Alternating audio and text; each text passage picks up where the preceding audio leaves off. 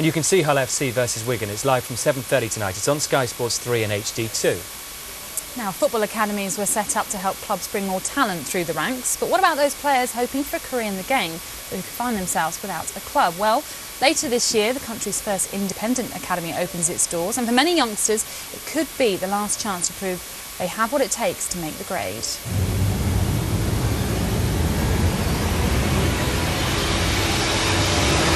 Mike Thompson is about to play in the most important game of his life. At 18, he feels let down by the traditional academy system, so he's going private. His dad has driven him from Dorset to Northamptonshire for a trial match. Catch the eye of the selectors, and he may be offered a place at England's first independent football academy. Just trying to get the clubs to come down, you know, Southampton and Bournemouth, that's the two really biggest, Portsmouth as well. And he's just trying to get someone to come look, because it's a lot harder down there. Have you been to trials? I've been to trials before. I went on that football icon. I went on that, didn't get anywhere with that because of a couple of mistakes. And just trying to do as much as I can, really. It's difficult to be objective sometimes. We're all biased, aren't we, with our own children? But I've had a lot of people say to me in the past that they think he's talented.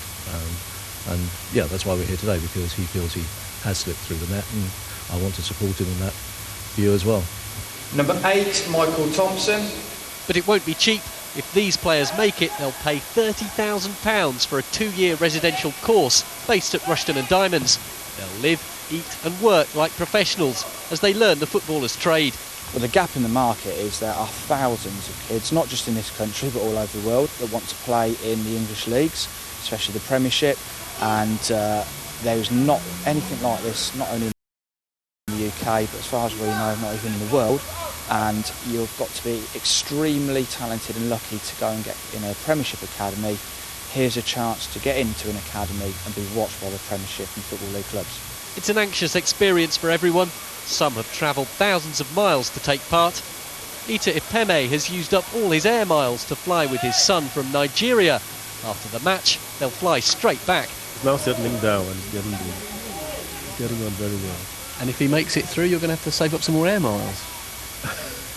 Not only the air miles. I've just seen the price in the brochure.